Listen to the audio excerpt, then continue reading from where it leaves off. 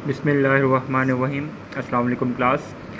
ये वाला जो टॉपिक है इम्पोर्टेंट है, वर्टिब्रेट्स और इनवर्टिब्रेट्स के रेस्पिरेटरी सिस्टम्स। सबसे पहले जो रेस्पिरेटरी सरफेस है या जो रेस्पिरेटरी सिस्टम है, इसका बेसिक फंक्शन क्या होता है? ऑक्सीजन देना बॉडी को, ताकि ऑक्सीजन क्यों देना? ताकि वो सेलुलर रेस्पिरेशन कर सके। सेलुलर रेस्पिरेशन क्यों करे? ताकि सी एच बॉन्ड है वो ब्रेक हो। सी एच बॉन्ड ब्रेक होगा तो क्या रिलीज़ होगा? एनर्जी रिलीज़ होगी। वो एनर्जी क्या बनाएगी? एटीपी। उस एटीपी से ऑर्गेनिज्म है अपनी बॉडी की एक्टिविटीज़ कर सकेगा, तो इसके लिए ज़रूरी है। तो ओवरऑल रेस्पिरेटरी सिस्टम का बेसिक फंक्शन है ऑक्सीजन प्रोवाइड करना। ऑक्सीजन प्रोवाइड करेगा, सेलुलर रेस्पिरेशन होगी। सेलुलर रेस्पिरेशन के नतीजे में जनाब कार्बन डाइऑक्साइड प्रोड्यूस होगी और उसको बॉडी से बाहर की साइड पे रिमूव करना। अब दो तरह के ऑर्गेनिज्म हैं, इनवर्टिब्रेट हैं और वर्टिब्रेट्स हैं। इनवर्टिब्रेट्स की बात करें तो इनमें होते हैं जनाब, ये देखें, गिल्स होते हैं और ट्रैकिया होते हैं।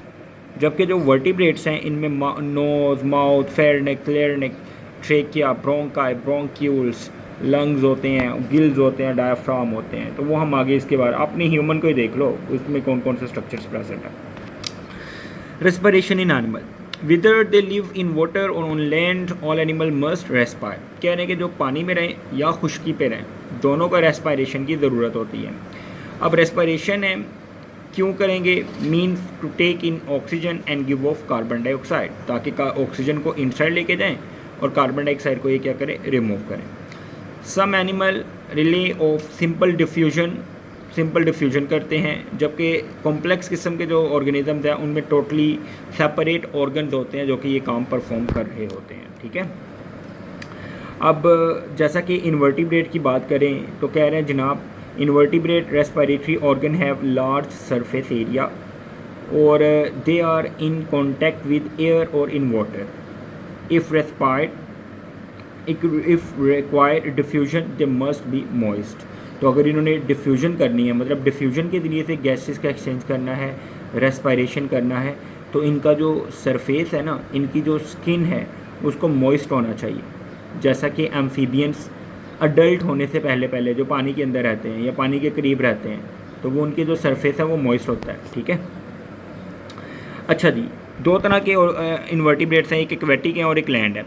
Aquatic animals have naturally moist respiratory surface और डिफ्यूजन करते हैं। जेलीफिश हो गई, एनीमून, सी एनीमून हो गए। लेकिन जो लार्जर एक्वेटिक एनिमल हैं जैसे कि वॉर्म हो गए, एनिलिड्स हो गए, ये गिल्स होते हैं।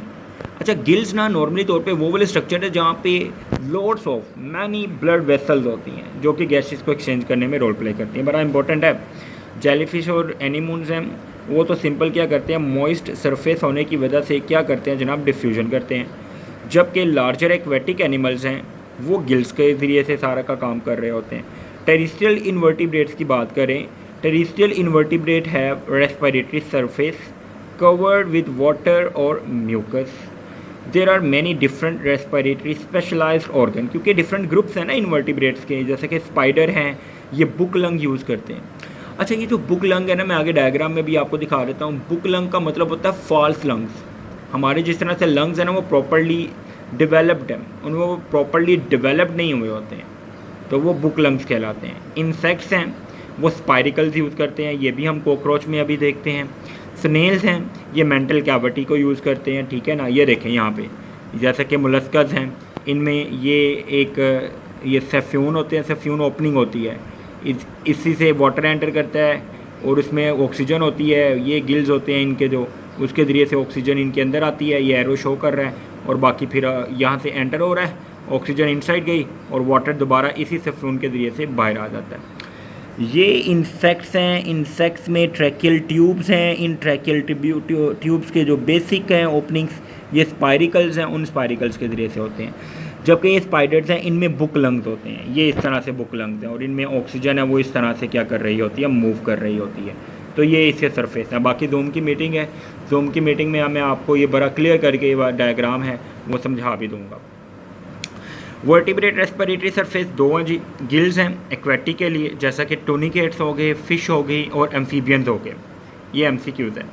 जबकि लंग्स हैं that are for terrestrial chordates, adult amphibian हो गए, रेप्टाइल्स हो गए, बर्ड्स हो गए, और साथ ही साथ जनाब कौन से हो गए, मैमल्स हो गए, उनमें ये लंग्स प्रेजेंट होते हैं। अच्छा, अब पहले हम देख लेते हैं एक्वेटिक। ये देखिए जनाब, माउथ के जो मसल्स हैं ना, वो वाटर को कहाँ तक लेके जाते हैं, गिल्स तक। गिल्स के आगे क्या होते हैं, गिल्स फिलामेंट। अब इन गिल्स फिलामेंट में क्या होता है, वाटर के अंदर जो ऑक्सीजन है ना, वो इनके अंदर शामिल होती है। अच्छा, इन्हीं गिल्स के अंदर ना कार्बन डाइऑक्साइड भी होती है। वो कार्बन डाइऑक्साइड किस में शामिल हो जाती है, क्योंकि ये गिल्स है ना, गिल्स के जो फिलामेंट्स हैं, इन फिलामेंट्स के अंदर होती हैं कैपिलरीज, और जो फिश का जो हार्ट है ना, वो डीऑक्सीजनेटेड ब्लड लेके आता है। तो माउथ से जो वाटर एंटर करता है ना, वो ऑक्सीजनेटेड वाटर होता है। तो ऑक्सीजन किस में शामिल हो जाती है जनाब, इसमें, और carbon dioxide in gills filament से, जो कैपिलरीज हैं, उनसे वाटर में शामिल हो जाती है। और यहाँ पे ना एक और ओपनिंग है, ये वाली ओपरकुलम के जरिए बाहर आ जाती है। तो बड़ा सिंपल प्रोसेस है, वन वे फ्लो है। माउथ से वाटर एंटर होता है, जो कि ऑक्सीजन वाला होता है। गिल्स फिलामेंट, उसके अंदर वाटर है, उसमें से ऑक्सीजन है, वो ब्लड कैपिलरीज में चली जाती है, और ब्लड कैपिलरीज से कार्बन डाइऑक्साइड है, वो वाटर में शामिल हो जाती है।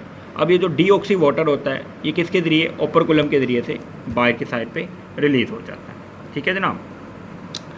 जबकि वर्टिब्रेट्स लंग्स, बर्ड्स हैं, मैमल्स हैं, उनमें ये होता है। ठीक है ना, ये इन्होंने बताया हुआ है। स्लेमेंडर, लिजर्ड, प्राइमेट्स, जिसमें ह्यूमंस भी आते हैं, ठीक है ना, पिजन्स, इनमें एक किस तरह से हो रहा होता है।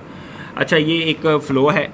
अब आपको भी पता है, ऑक्सीजन है इन्वायरमेंट से नेज़ल कैविटी, नेज़ल से फिर फेरनेक्स से लेरनेक्स से ट्रैकिया से ब्रोंकाई, ब्रोंक्यूल, एल्वोलाई, और एल्वोलाई के दरमियान में क्या होती हैं, ब्लड कैपिलरीज। यहाँ पे ऑक्सीजनेशन होती है। कार्बन डाइऑक्साइड है, वो किसके अंदर शामिल होती है, एयर के अंदर। वो एयर दोबारा से एक्सपायरेशन में ब्रोंक्यूल्स, उल्टी डायरेक्शन में, ब्रोंक्यूल से ब्रोंकाई, ब्रोंकाई से ट्रैकिया से फेरनेक्स से उसके बाद नेज़ल कैविटी, और कार्बन डाइऑक्साइड है वो एयर के अंदर एटमॉस्फेयर में, इन्वायरमेंट में रिलीज हो जाती है। तो फर्दर इसकी जो डिटेल है वो इंशाल्लाह ताला हम अपने जूम की मीटिंग में क्लियर करेंगे। Thank you so much. अल्लाह हाफिज़।